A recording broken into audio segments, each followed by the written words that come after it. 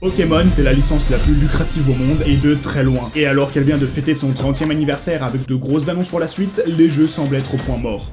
Évidemment à cause de la technique, mais ça n'est pas ma spécialité, donc ici on abordera juste le tout d'un point de vue narratif. Qu'est-ce qui pêche dans la narration des derniers jeux, là où la licence réussissait par le passé? Parce que oui, ça me fait chier de l'admettre, mais Legend Pokémon Zelda a de gros problèmes à ce niveau-là. Des problèmes qui m'ont sorti à plusieurs reprises de l'intrigue, tellement je n'arrivais pas à la prendre au sérieux. Ça ne m'empêche pas d'apprécier d'autres points du jeu, mais pour moi, il est indéniable que ce dernier opus est ce qui s'est fait de moins bon en 30 ans. Alors on va repasser vite fait sur chaque génération, avant de s'attarder un peu plus sur Legend Zelda, parce que croyez-moi, ça va être un gros morceau.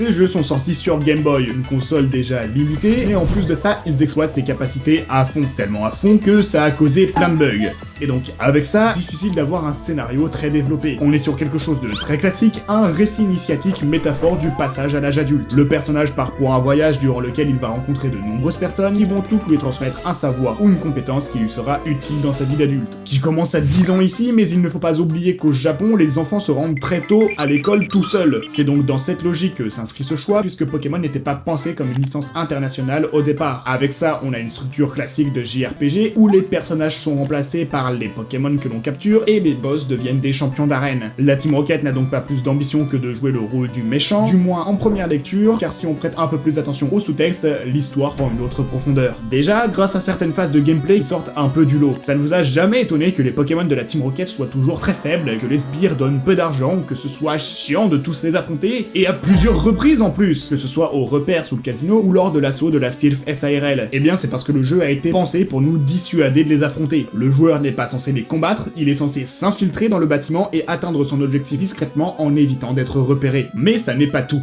Vous ne vous êtes jamais demandé pourquoi la Team Rocket se trouvait là où elle était, au Mont Sélénite, à la tour Pokémon, à la Sylph SARL? La réponse est que, outre faire le mal pour jouer le rôle du méchant, la Team Rocket a un objectif, retrouver Mewtwo pour s'accaparer sa puissance. Au manoir Pokémon de Cramoisil, on apprend qu'il s'est échappé et on découvre en post-game qu'il se situait à la caverne Azurée près d'Azuria. La Team Rocket est donc au Mont Sélénite car elle a entendu que Mewtwo se trouvait dans une grotte, puis on la retrouve à la tour Pokémon en train d'attraper des Pokémon de force menant à la mort d'une ossatueur dans le but de contraindre Mewtwo, puis lorsqu'elle apprend l'existence de la Master Ball, elle se rend à la Sylph SARL pour se l'accaparer. Face à autant d'échecs, Giovanni décide donc d'abandonner son poste et de dissoudre la Team Rocket à la fin du jeu. D'ailleurs, on aurait pu deviner que c'était lui le dernier champion car on peut entendre le thème de la planque Rocket dans l'OST de la Forêt de Jade, qui fait donc le lien entre la ville de Jadiel et la Team Rocket. Chaque action devient cohérente et renforce la crédibilité de la Team Rocket. Même le fait que ça ne soit que du sous-texte. La création de Mewtwo, c'est un projet secret à la base. Giovanni n'allait pas crier haut et fort que son objectif était de le retrouver. Éventuellement, le jeu est très manichéen, mais je n'évoquerai plus ce point car on pourrait le reprocher à pratiquement tous les jeux de la licence, spin-off compris. Et j'allais terminer en disant qu'on a un défaut, Régis reste un con pendant tout le jeu, mais en vrai, même pas. Il se prend une correction à la ligue, se fait sermonner par son grand-père et devient finalement champion de Jadiel dans les suites. Il a donc droit à son propre arc de rédemption. Et sachant que Pokémon Or et Argent ont été envisagés très tôt, ce serait malhonnête de juger Rouge et Bleu comme des one-shots. Alors voyons ce que donnent ces suites.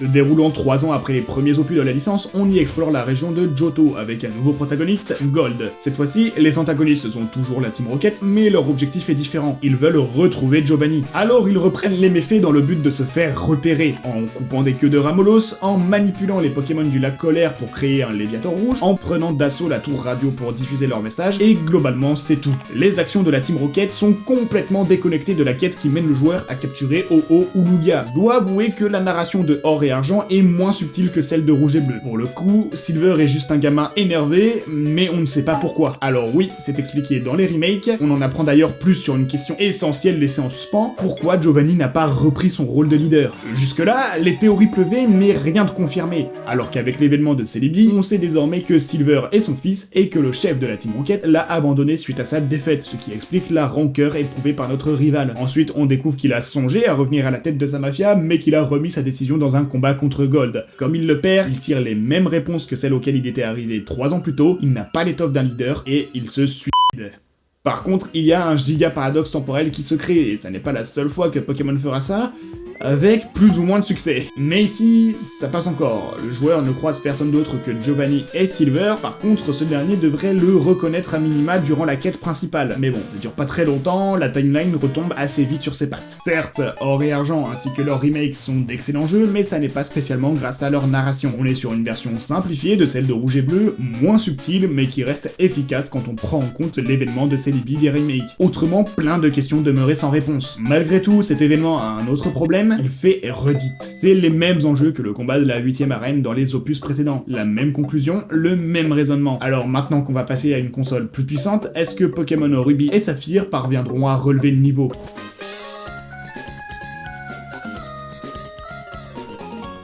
À partir de cette génération, il y a un changement de paradigme. Satoshi Tajiri n'est plus derrière Pokémon. Désormais, c'est Junichi Masuda, et sa vision de la licence est bien différente. Le problème n'est plus de savoir ce qu'on peut raconter dans Pokémon, mais plutôt ce qu'on peut raconter avec Pokémon. Ainsi, les jeux qu'il va diriger vont tous être guidés par la même question, jusqu'où peut aller la folie humaine. Et pour son premier essai, il va piocher dans un fait divers bien connu au Japon, la fois où des entreprises ont voulu étendre les terres pour faire croître leur productivité. Donc oui, tous ceux qui disent que le scénario de ces jeux est bancal à cause des objectifs des antagonistes, les teams Aqua et Magma, eh bien vous apprenez qu'en fait, votre argument ne tient pas la route.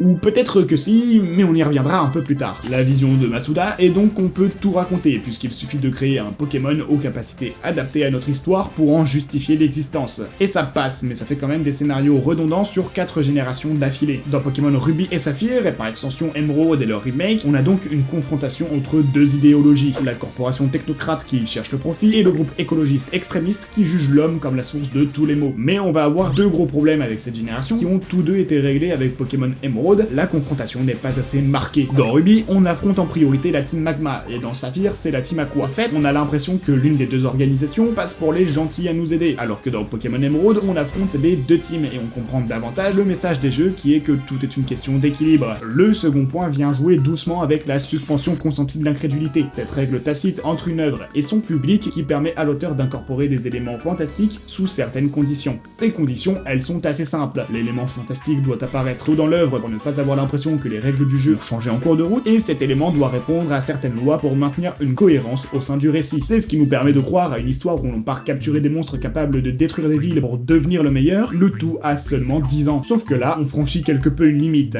Revenons sur l'argument des détracteurs de cette génération. Les objectifs des antagonistes sont débiles. Eh bien, en un sens, c'est vrai. Les objectifs de Max et Arthur, ça n'est pas juste d'étendre les terres ou les mers, c'est carrément de supprimer l'un au profit de l'autre en utilisant les pouvoirs divins de Pokémon ancestraux. Et il faut quand même être sacrément stupide pour ne pas penser aux conséquences de tels actes. Et les jeux le confirment d'ailleurs. Max et Arthur sont officiellement cons puisqu'ils commettent chacun une grosse erreur en utilisant le mauvais orbe pour réveiller leur légendaire, ce qui a pour effet de les rendre fous et de provoquer un cataclysme sans précédent. Mais ça, c'est aussi vrai dans Emerald. Alors pourquoi ça marche mieux dans cette version ? Eh bien c'est tout bête, mais c'est parce qu'on affronte les deux. Et le fait d'être confronté à deux fous, ça rend cette folie plus crédible. On a moins la sensation d'être un peuple entier à subir les conséquences des actes d'un dégénéré, car on est confronté à deux fous en même temps, ce qui rend la folie plus commune et donc plus acceptable en un sens. Pour terminer avec cette génération, on va quand même parler des remakes. Déjà, il y a une grosse différence, les antagonistes sont plus clairs sur leurs objectifs. Le combat entre le technocrate et l'écolo est clairement assumé dans ces jeux, là où c'était juste du sous-texte dans les originaux. Ensuite, l'épisode Delta. J'ai adoré ce passage quand j'étais petit, mais il souffre de deux gros problèmes, et non, ça n'est même pas la présence d'un multivers qui est finalement assez peu exploité par la licence, donc peu de risque de créer des paradoxes sans conséquence. En fait, ça rend même les personnages plus nuancés, puisque certains sont quand même prêts à envoyer la météorite dans une autre dimension, quitte à sacrifier des milliers de vies incapables de se défendre. Par contre, Amaryllis qui vole 2 fois la même méga gemme à 2 personnes différentes, et qui se dit que le meilleur moyen de régler le problème c'est de détruire la météorite, c'est non. Là, quand Rayquaza pulvérise le gros caillou, il faut bien imaginer que ça crée plein de plus petits cailloux qui vont se cracher un peu partout sur ON et que ça va détruire la région. Il y a des films entiers qui se font démolir juste parce que leur plot c'est ça, alors on n'excusera pas Pokémon non plus. Mon document fait 2 pages sur cette génération, j'ai l'impression de l'avoir démolie alors que ça reste l'une de mes préférées. Très étrange sensation.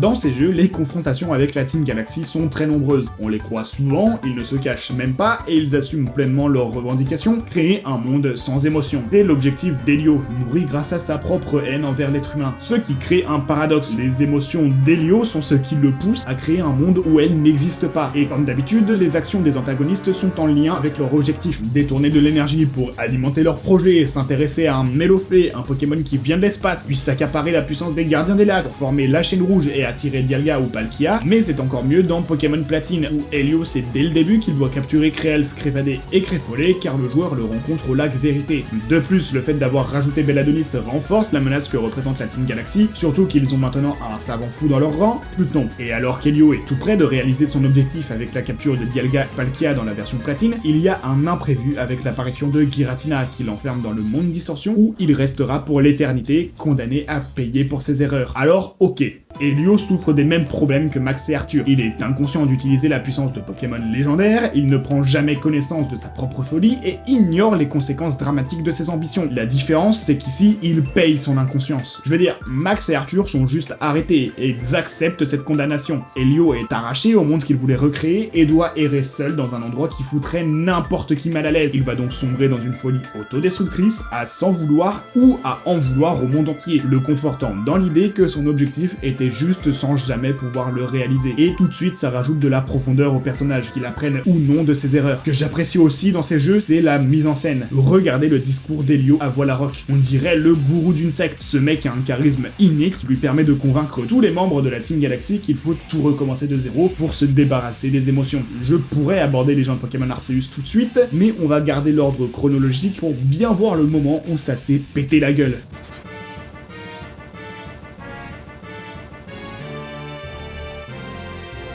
Pokémon noir et blanc, Pokémon noir et blanc, on est heureux car on aime ces jeux. Mes jeux préférés de la licence, c'est indéniable et je vais vous expliquer pourquoi. Tout le scénario de ces jeux est construit sur le thème de la dualité et de la complémentarité, et c'est appuyé par un point essentiel, l'objectif de la Team Plasma. Oui, on va encore parler des antagonistes, mais il faut dire que dans les premières générations de Pokémon, c'est souvent sur ça que repose la narration. Leur objectif est donc de libérer les Pokémon des humains, ces derniers maltraitant les premiers en les envoyant au combat ou en les exploitant. Et c'est crédible, dans un monde comme celui de Pokémon, c'est normal d'avoir des individus qui pensent cela. Je me souviens même que, quand j'étais petit, ma première réaction face au discours d'Arabelle, c'était « Non, moi j'ai pas envie d'être séparé des Pokémon !» De façon très égoïste, finalement. Getis a donc manipulé son fils N pour en faire le héros de la légende, et réveillé soit Zekrom, soit Reshiram pour réaliser son idéal ou sa réalité selon le jeu, sous-entendu son objectif. Bon, ok, j'admets qu'avoir les termes idéal et réalité intervertis à guise entre les jeux, ça fait un peu bizarre,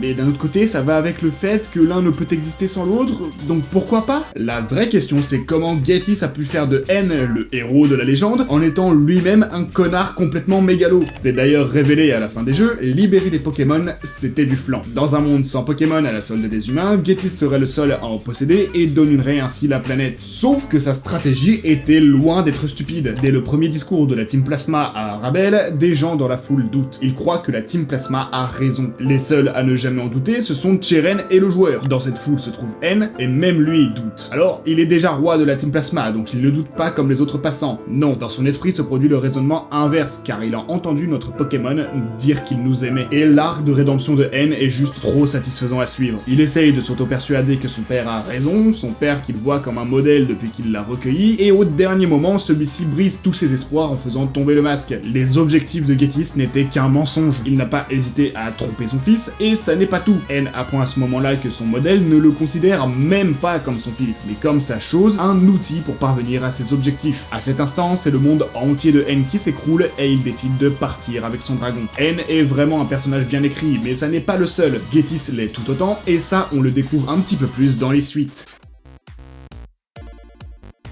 Getis ne cache même plus ses véritables objectifs, puisqu'ils ont déjà été déjoués une fois. S'il ne peut plus avoir Zekrom ou Reshiram, alors il aura le dernier dragon de la légende, Kyurem. Il gèlera le monde entier pour la servir. Getis est passé à un autre stade, il n'a plus aucune limite. Commettre des actes terroristes? Check. Tentative de meurtre sur mineur? Check. D'ailleurs, le protagoniste doit se chier dessus car je rappelle que ce monsieur aux cheveux verts fait 2 mètres et qu'il te balance un trioxydre dans la gueule. Heureusement que N nous sauve la mise quand même. Ce qui est génial, c'est qu'on n'affronte pas juste la Team Plasma dans ces jeux. On affronte ceux qui, malgré la révélation des plans réels de Getis, le suivent toujours, tandis que ceux qui se reconnaissaient plus dans la vision de N tentent de se racheter en s'occupant avec amour des Pokémon réellement maltraités par leurs dresseurs. On pourra éventuellement reprocher à ces jeux d'être plus manichéens que leurs prédécesseurs, mais sans ça il aurait été impossible d'écrire cette suite qui conclut parfaitement les arcs de N et de Getis. Je rappelle quand même que Pokémon Noir et Blanc se termine sur un énorme cliffhanger, et que pour la première fois de la série, on avait un ending complètement énergique, comme si l'histoire n'était pas terminée, là où l'on retrouve un ending calme avec Noir et Blanc 2. Maintenant, il ne faut pas oublier que cette génération a subi beaucoup de critiques virulentes à sa sortie, pas à cause de sa narration, loin de là, mais le fait est que les conséquences vont quand même s'en ressentir dès les opus suivants.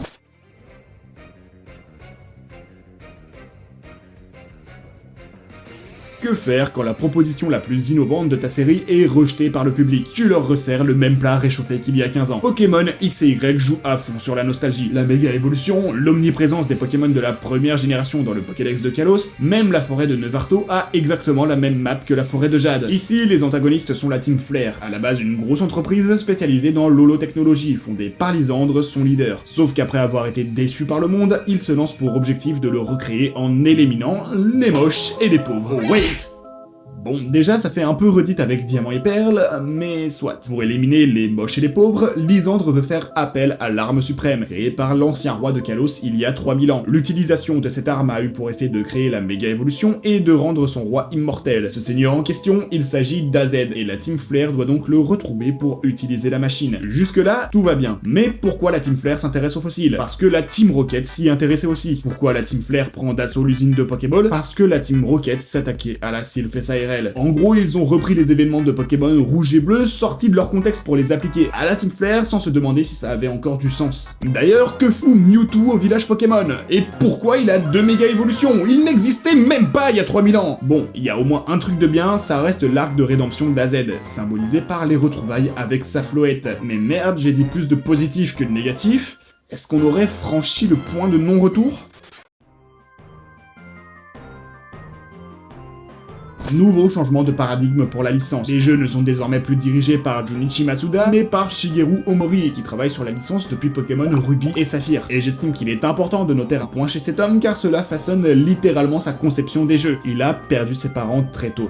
C'est un événement qui l'a profondément marqué, comme vous pouvez vous en douter, donc tous les jeux qu'il dirige évoquent avec plus ou moins d'importance le lien familial. Le deuil d'Elzamina suite à la perte de son mari est l'élément déclencheur du scénario de Pokémon Soleil et Lune. Nabil souffre d'un gros complexe d'infériorité par peur de ne pas être à la hauteur de son grand frère, et Pepper est un enfant qui a dû grandir sans ses parents. De fait, les intrigues de Pokémon prennent une dimension plus humaine, plus proche de notre monde. On ne suit plus un héros qui doit lutter contre un mégalo qui veut détruire ou dominer le monde, mais un héros qui doit aider des familles à se reconstruire. Et des drames familiaux, c'est triste à dire, mais il y en a des tonnes, et c'est autant d'enfants qui peuvent se reconnaître dans des personnages comme Lily, Gladio, Nabil ou Pepper. Revenons à Pokémon Soleil et Lune. À la base, tout part du fait que Mon étudiait les ultra chimères avec sa femme Elzamina. Ensemble, ils ont eu 2 enfants, Lily et Gladio. Sauf que Mon a disparu dans une ultra brèche au cours de ses travaux. Profondément endeuillée, Elzamina a sombré dans la folie, faisant tout pour retrouver son mari, persuadé qu'il était encore en vie quelque part dans l'ultra dimension. Lily et Gladio sont donc 2 enfants qui ont grandi au moins une partie de leur vie sans père et avec une mère violente dont le doux visage n'est qu'une façade pour masquer sa colère. L'accumulation de ces échecs l'amène à libérer toutes les ultra chimères, mettant la région d'Alola en danger. Elle se jette même dans une ultra brèche et se fait parasiter par un zéroïde. C'est là qu'on se rend compte de l'obsession d'Elzamina pour ces créatures, car sa fille, elle l'a toujours habillée et coiffée de façon à ce qu'elle ressemble à Zéroïde. À la fin du jeu, Elzamina part pour Kanto avec Lily pour se faire soigner, regrettant amèrement ses actes. Lily, quant à elle, elle est en plein conflit interne pendant tout le jeu. À force de voir la folie de sa mère, elle a préféré lui retirer Cosmog, seul moyen d'ouvrir une ultra brèche et donc de retrouver Mon d'après Elzamina, pour arrêter les souffrances à la fois du Pokémon et de sa mère. Pourtant, elle est encore très attachée à faire tout comme sa mère lui a appris. Elle s'habille et se coiffe selon les désirs d'Elzamina, elle réfléchit de façon à lui plaire, jusqu'au moment où la fondatrice du paradis Éther est aspirée par l'ultra brèche, où elle affirme son identité. Lily vit véritablement le voyage initiatique, elle mûrit au cours de l'histoire et commence à prendre ses propres responsabilités. Gladio Gladio est très semblable à sa petite sœur. Comme Lily, il quitte la Fondation Aether pour protéger un Pokémon type 0,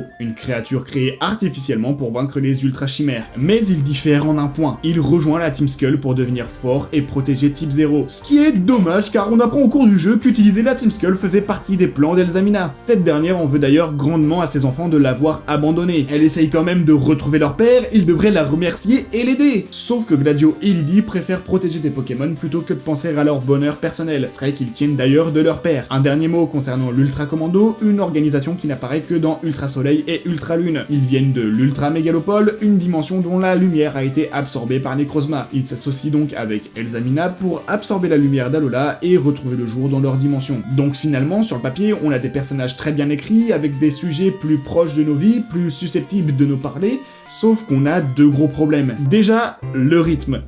On est tout le temps arrêté par des dialogues interminables qui vont nous expliquer tel ou tel point du scénario ou du lore d'Alola, et c'est chiant. Rien que le tuto dure 3 plombes, et c'est loin d'être la seule partie du jeu à s'éterniser. On en vient à croire qu'on n'est pas en train de jouer un jeu, mais juste de lire des dialogues, ce qui déçoit les attentes. Si je veux lire, j'achète un roman, un manga, une BD, mais un jeu, pas forcément. On peut jouer à des jeux pour le scénario, mais vous remarquerez que souvent on a de belles cinématiques, bien rythmées et pas trop présentes, qui viennent s'équilibrer avec des phases de gameplay variés, ce qui est très loin d'être le cas de Pokémon Soleil et Lune et de Pokémon en général, avec tout l'amour que je porte pour cette licence. Le second souci, c'est qu'il y avait littéralement un moyen de désamorcer tout le scénario. Mon, le père de Lily et Gladio, il n'est plus du tout dans une ultra brèche, il est à Poké Loisirs, une île où se retrouvent les Pokémon que l'on stocke dans le PC. Donc le joueur, quand il se rend à Poké Loisirs, il doit bien se dire qu'il y a un petit air de famille, notamment avec Gladio. Et quand il apprend tout ça, il ne réagit pas, il ne fait rien, il laisse Elzamina se faire dominer par sa folie pour ensuite passer pour un héros car il a sauvé le monde. Bah bravo, ça c'est le modèle que l'on veut montrer à nos enfants. Et le pire, c'est qu'ils le savent chez Game Freak, car dans Usul, on a une petite scène où Mon arrive au paradis Aether, car il estime que la Fondation a un objectif similaire à sa petite île, rendre les Pokémon heureux. Il est impressionné par les moyens mis en œuvre. Au moment de partir, Elzamina lui demande: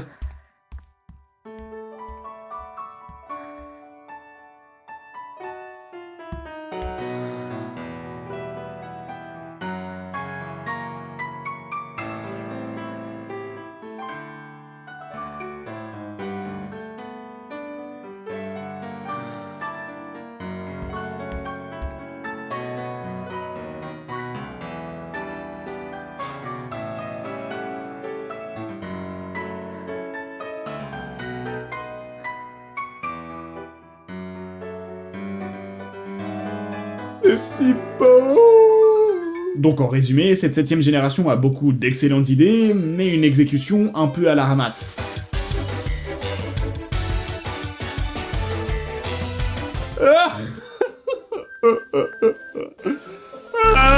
Bon, brièvement, un point positif, même si on l'a déjà évoqué, c'est le fait que Nabil se remette en question tout au long de l'aventure pour devenir fort et finalement accepter qu'il peut juste combattre avec les Pokémon qu'il aime. C'est niais, mais c'est Pokémon. C'est un jeu destiné aux enfants, même si ça n'empêche pas d'avoir une histoire bien écrite. L'antagoniste, c'est Chéros. Victime d'un énorme syndrome du sauveur, il veut développer une source énergétique pour prévenir d'une crise qui aura lieu dans 1000 ans.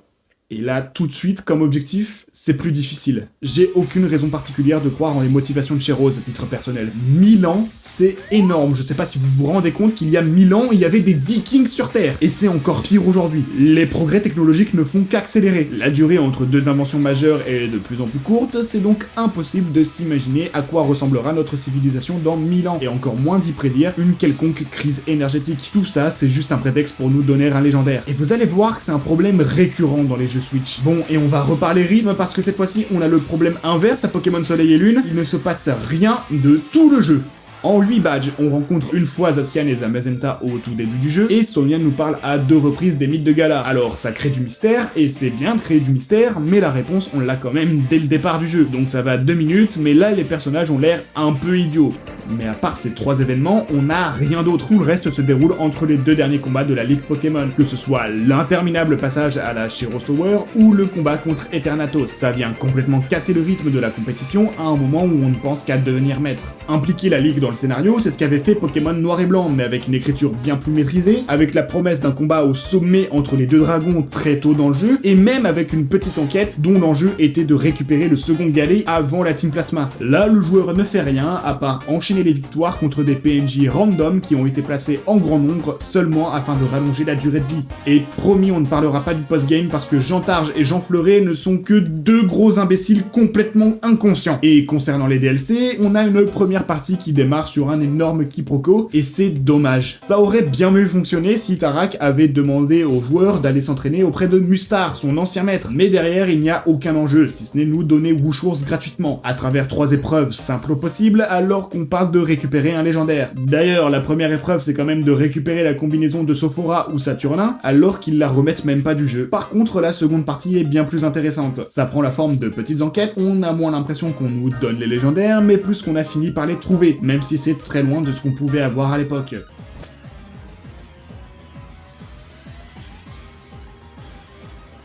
Légende Pokémon Arceus est à la fois une suite et un préquel de Pokémon Diamant et Perle, et plus précisément des remakes de ces derniers, car des livres à la bibliothèque de Joliberge mentionnent les événements du jeu. Il remplit ces deux rôles à la fois, car le protagoniste est le héros de Diamant et Perle, quelques années après les événements de ces derniers, qui est envoyé 150 ans dans le passé pour résoudre les problèmes que la région a connus alors qu'elle n'était encore qu'à ses balbutiements, et porter le nom de Isui. Et que dire, ça ne marche pas. Le paradoxe temporel est trop gros pour que ça fonctionne. On parle quand même de la fondation de Silo, c'est un événement connu, daté, étudié. On en retrouve des livres dans la bibliothèque de Joliberge, c'est enseigné en cours d'histoire à l'académie de Paldea, et on a même une exposition entière qui lui est dédiée dans Légende Pokémon Zelda. Donc notre protagoniste, quand il est téléporté dans le passé, il sait déjà que réveiller les monarques ne fera qu'empirer le problème et non le résoudre, il sait très bien que les erreurs de Cormier vont mener à l'apparition de Dialga et Palkia, et que Père Coupio compte se battre avec Giratina car il n'a jamais pu rencontrer Arceus. C'est pire que ça, il sait déjà que la chaîne rouge permet de contrôler les Pokémon légendaires et qu'elle s'obtient à partir des cristaux des gardiens des lacs. Alors pourquoi c'est Pensea qui doit tout lui expliquer? Pourquoi a-t-il l'air surpris à chaque fois qu'un événement majeur se produit? Ça ne fait aucun sens. D'ailleurs, Pensea qui se sert de la plaque Pixie comme d'une planche à pain, c'est un peu gros, vous ne trouvez pas? Et donc, twist final, si la faille spatio-temporelle s'est ouverte, c'est parce que Père Coupio s'est allié à Giratina pour rassembler les plaques et rencontrer Arceus. Donc il faut le vaincre et...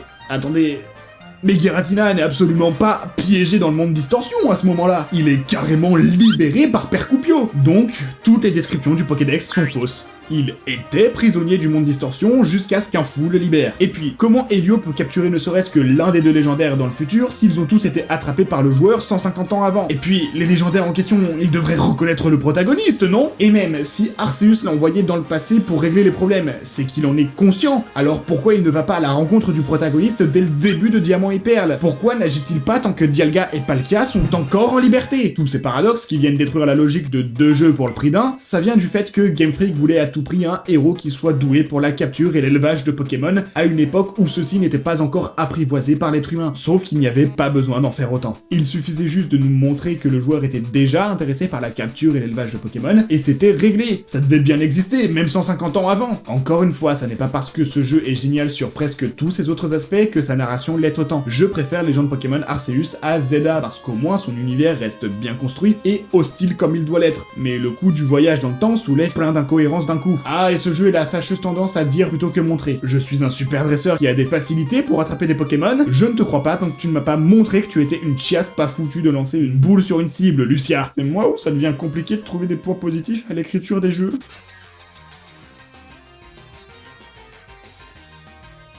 La quête principale de ces jeux se déroule en 3 parties que l'on peut faire dans l'ordre que l'on veut, car ce jeu est le premier en open world. Et ça change tout. On ne peut plus raconter l'histoire de la même façon. C'est comme dans Zelda Breath of the Wild. L'histoire est racontée à travers des souvenirs, des cinématiques interchangeables qui racontent ce qui s'est passé avant l'arrivée du protagoniste. Le héros prend donc connaissance de tous les événements passés et doit régler le problème au lieu de vivre les événements lui-même. C'est un individu complètement extérieur à la situation qui doit la résoudre. Mais ça n'est pas un souci, c'est simplement parce que le héros est mêlé malgré lui à toutes ces histoires. Mais les justifications sont un peu bidons, toujours à coup de « Waouh, tu es un dresseur exceptionnel » pour bien justifier que le jeu est facile à finir. Ces 3 quêtes sont donc celles des arènes, où il ne se passe rien du tout. Si cette branche du scénario n'existait pas, ça ne changerait absolument rien. Cette quête est juste là pour que le jeu suive une trame classique de Pokémon. Ensuite, la Team Star. Grossièrement, on affronte les 5 boss car ceux-ci sont contraints de quitter leur poste s'ils sont vaincus. Et s'il n'y a plus de boss, il n'y a plus de Team Star. On est donc embauché par une certaine Cassiopée pour démanteler le groupe. À travers des flashbacks, on découvre que celui-ci s'est formé suite à une grande vague de harcèlement au sein de l'académie. Donc Clavel, le nouveau président, n'a jamais entendu parler car l'affaire a été étouffée et tous les professeurs concernés concernés ont démissionné. Ça ne tient pas debout. Une telle affaire, ça fait forcément du bruit, et autant de démissions, ça doit alerter. Tous ces éléments ensemble, ça fait que forcément l'affaire aurait dû exploser médiatiquement. Ils sont très nombreux à la Team Star quand même. C'est autant de victimes qui ont dû en parler à des proches ou sur les réseaux sociaux, sans compter les fois où c'est allé trop loin. Oui, on parle toujours de Pokémon, et je trouve qu'il est important que la licence aborde ces sujets. Si elle veut garder un public jeune, c'est ok, mais il faut que ça leur parle. Et les sujets qui parlent aux jeunes d'aujourd'hui ne sont plus les mêmes que ceux d'il y a 30 ans. Ça montre à ces enfants que leur combat est légitime, et c'est donc important que la licence la plus lucrative du monde se porte comme étendard de ces luttes. D'un point de vue purement narratif, le coup de Pania, qui est en fait Cassiopée et donc la leader de la Team Star, qui souhaite démanteler le groupe car elle estime qu'il n'a plus de raison d'être, c'est prévisible, mais ça n'est pas grave, parce qu'il y a justement une enquête pour déterminer l'identité de Cassiopée, et donc que des indices ont été laissés tout au long de l'intrigue. Et parce que du plot twist pour du plot twist, ça s'appelle Game of Thrones saison 8. Tu surprends parce que personne ne s'y attend, et c'est normal car il n'y a aucune base solide qui mène à ta surprise. Tu le sais, cette petite sensation de...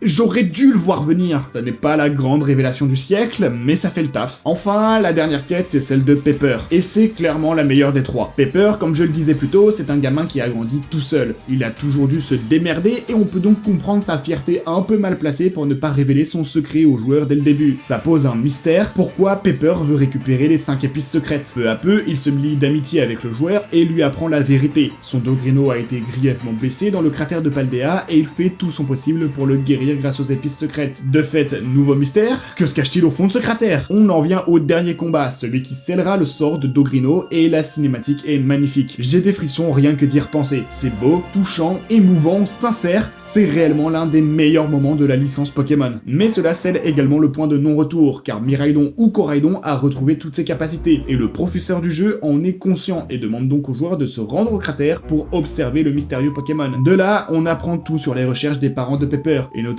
la mort du professeur qui n'est aujourd'hui plus qu'une intelligence artificielle. Le pauvre Pepper, qui espérait revoir son dernier parent, doit faire face à un deuil qu'il aurait dû faire des années plus tôt. Shigeru Omori, réalisateur du jeu, a d'ailleurs déclaré que Pepper était basé sur son propre vécu. Et ok, on a un gros arc final, mais on a quand même toute une quête qui mène à ce moment. Ça n'est pas comme s'il ne se passait rien pendant qu'on récoltait les 18 badges et que d'un coup on se faisait agresser par des Pokémon venus d'un autre temps. Concernant les DLC, on remonte clairement le niveau par rapport à épée et bouclier. Le protagoniste part en voyage scolaire à Septentria pour visiter l'île et plus précisément son village, Jaderode. Il y fait alors la rencontre de Cassis et de sa sœur Rosei qui doit avoir l'habitude de regarder ses news tous les matins. Cassis éprouve rapidement de l'admiration envers le joueur et grâce à sa sœur, il forme un duo avec nous pour l'activité de voyage scolaire, une course d'orientation dont l'objectif est de découvrir la légende du coin avec Ogerpon et les Adorami. On découvre alors l'admiration de Cassis envers l'antagoniste de Summit, la petite ogresse verte. Son rêve est de la rencontrer et de se lier d'amitié avec elle. Malheureusement, ça ne va pas du tout se passer comme ça. Rosei et le joueur vont rencontrer Ogerpon avant Cassis et lui cacher la vérité par peur de l'attrister. Sauf que Cassis finit par l'apprendre et est extrêmement déçu, au point de commencer à sombrer. Son rêve lui tenait à cœur et voir qu'Ogerpon semble préférer le joueur continue d'enfoncer le couteau dans la plaie. Il en vient même à nier les sentiments de son idole en proposant un match pour savoir qui la capturera. Match qu'il perd. Finalement, il devrait être heureux car il a l'opportunité de se lier avec Ogerpon, content d'être avec le joueur. Mais ça ne lui suffit pas. De son point de vue, il a été humilié devant celle qu'il admirait le plus, alors il doit devenir plus fort pour prendre sa revanche. Ça devient une véritable obsession, au point de le trouver complètement changé lorsque le joueur arrive à l'Institut Myrtille dans la seconde partie du DLC. Pire que ça, il va se faire happer par le rêve de Bria, qui est de reprendre les travaux de son ancêtre, Bruyère. C'est ainsi que le groupe fait la rencontre de Terrapagos, un Pokémon légendaire. Cassis y voit l'opportunité de devenir plus fort et l'attrape, mais il faut croire que le destin s'acharne sur lui et qu'il a en face de lui un plafond de verre. Il ne sera jamais plus fort que le joueur. Cela dit, il y a quelques failles quand même. Déjà, les passages où on lit l'histoire d'Ogerpon, c'est juste de l'exposition et ce sont des informations qu'on aurait largement pu retenir autrement dans l'histoire. Et cette première partie du DLC n'est qu'un prétexte pour nous donner Ogerpon. Mais ça reste très bien en réalité et j'ai l'impression que Écarlate et Violet font figure d'exception. Alors oui, ils avaient et ont encore de gros problèmes techniques et des facilités scénaristiques, mais on a quand même d'excellentes idées qui sont très bien exécutées. Donc si je résume bien, on a les 5 premières générations qui sont globalement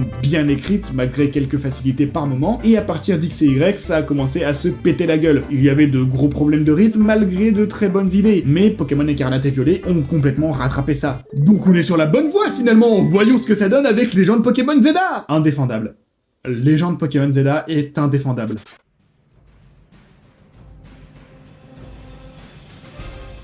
D'autres aspects le rendent fun par moment, et je l'avoue, je me suis éclaté lors de certaines phases de gameplay, mais d'un point de vue narratif, il est indéfendable. J'avoue tout de suite, j'ai pleuré lors de la scène des funérailles d'AZ. C'est un moment qui m'a effectivement touché, ça fait 12 ans qu'on le connaît comme immortel, et même s'il semble plus affaibli dans Zelda, ça reste trop peu pour s'y attendre. Ce qui m'a fait pleurer, c'est surtout la mise en scène et l'attachement au personnage. Plus jeune, j'ai dévoré les vidéos de Flomars où il racontait des tas de théories autour d'AZ, mais j'aurais adoré m'inquiéter, voir son état s'aggraver au cours du jeu. Une chute, un moment d'absence, des difficultés à se tenir debout, le contraignant à se déplacer en déambulateur ou même en fauteuil roulant. Ça aurait rendu sa mort inévitable, on se serait beaucoup plus attaché au personnage, et ça aurait rendu ses funérailles beaucoup plus poignantes. Alors, je veux bien faire une concession, on n'est pas obligé de tout montrer, on reste dans un jeu pour enfants. Effectivement, on ne voit pas AZ mourir, et c'est très bien comme ça. Il ne faudrait pas trop heurter les plus jeunes, mais sachant qu'on suit les événements jour par jour, un matin tu te réveilles, et paf, il est en fauteuil.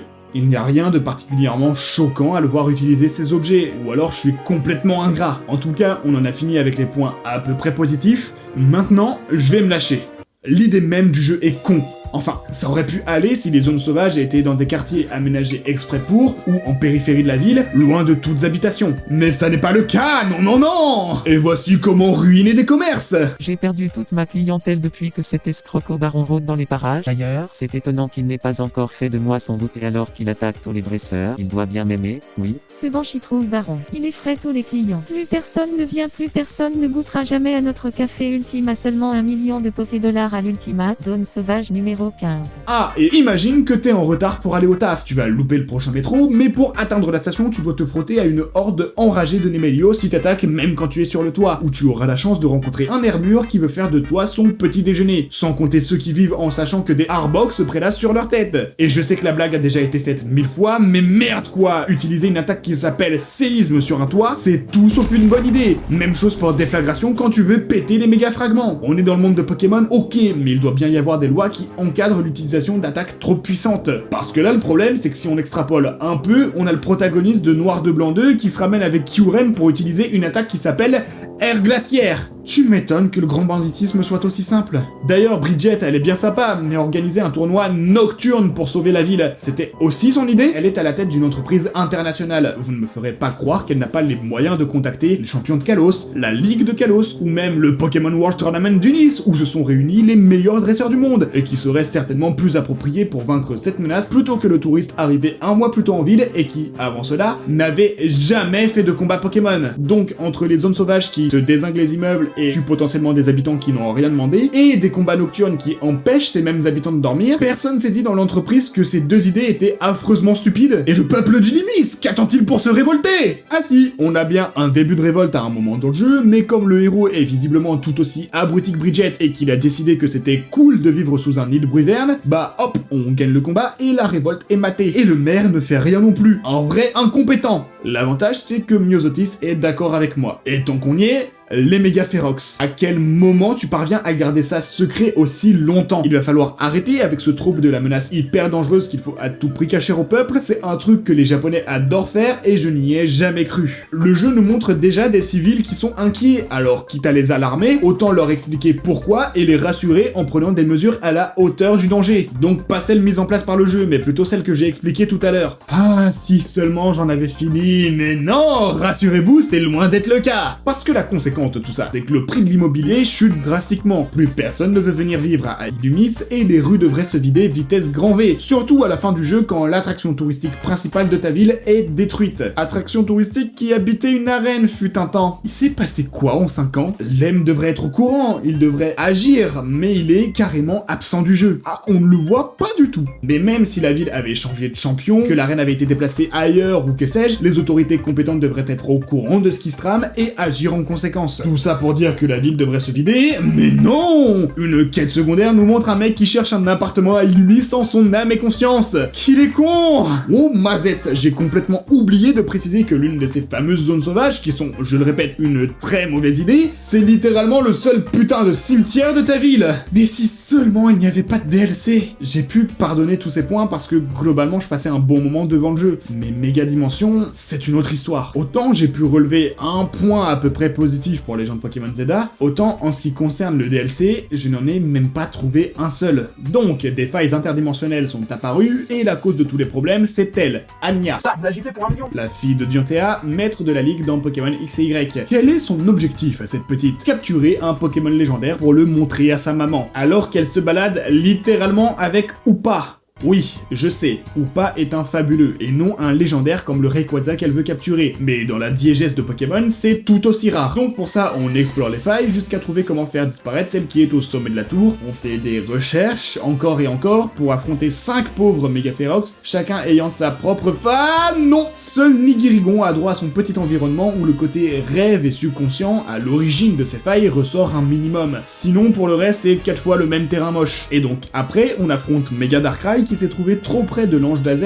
lors de la fin du jeu et qui a donc réagi de façon très exagérée avec le désir d'Anya de rencontrer un légendaire. Bon, l'explication, pourquoi pas. Par contre, je veux bien que Corvo me dise comment il fait pour en apprendre autant sur ses failles, alors que moi, depuis le début, je fais que capturer des Pokémon et détruire des Pokéballs volantes. Et putain de foutre Dieu, pourquoi on obtient du beurre quand on bat un Megaphérox? Ça ne fait aucun sens, merde. Et comment Corvo finit par trouver les recettes des beignets qui permettent d'activer certaines failles. Et Cornelia qui ne sert qu'à introduire la méga évolution Z au tout début du scénario, puis après c'est niet. D'ailleurs, pourquoi Bridget ne l'a pas contacté quand il y a eu le phénomène des Megaphérox? Ou même AZ, puisque son Lucario lui a été donné par Cornelia. Puis il ne se passe rien. On passe des heures à farm pour affronter un boss, dont la difficulté a bien baissé parce qu'il fallait bien que les enfants réussissent le combat, même avec un timer de merde au cul. C'est comme si tu regardais le Seigneur des Anneaux une fois en version courte, puis qu'après tu passais à la version longue. Sauf que tu connais déjà toute l'intrigue et que les scènes rajoutées te semblent interminables. Puis qu'après tu regarder une version encore plus longue et ainsi de suite jusqu'à la rencontre avec Rayquaza. Mais non, ça n'est pas fini, car après il faut compléter le Pokédex et donc refarm un max pour les derniers légendaires. Quelle joie de vivre.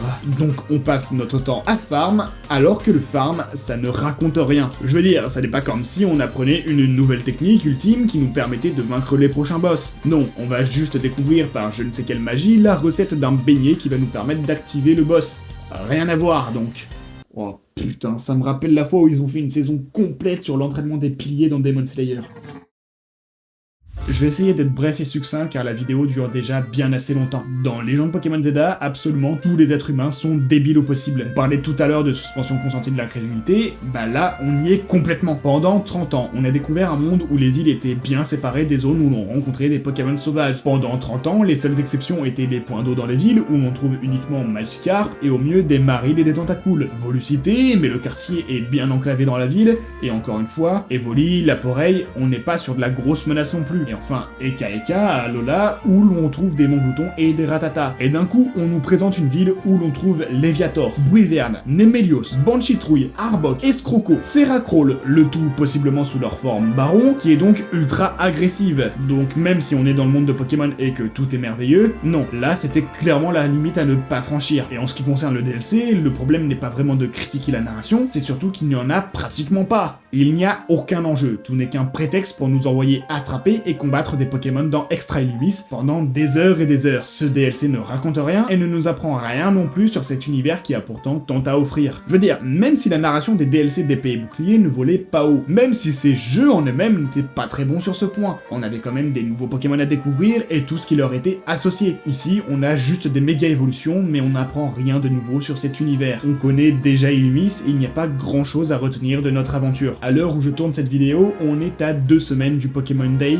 date des 30 ans de la licence. La Pokémon Company en profitera très certainement pour nous annoncer les jeux de la 10e génération, ça va être un cap historique pour la franchise, et étant donné que celle-ci semble définitivement s'être orientée vers l'open world, j'espère qu'on aura une écriture au moins à la hauteur d'Écarlate et Violet. Il était certes pas parfait comme tous les autres jeux de la licence, mais qui étaient au moins les plus sincères depuis très longtemps. C'était Erwan, on se retrouve très bientôt pour décortiquer d'autres œuvres, et d'ici là, prenez soin de vous, bye.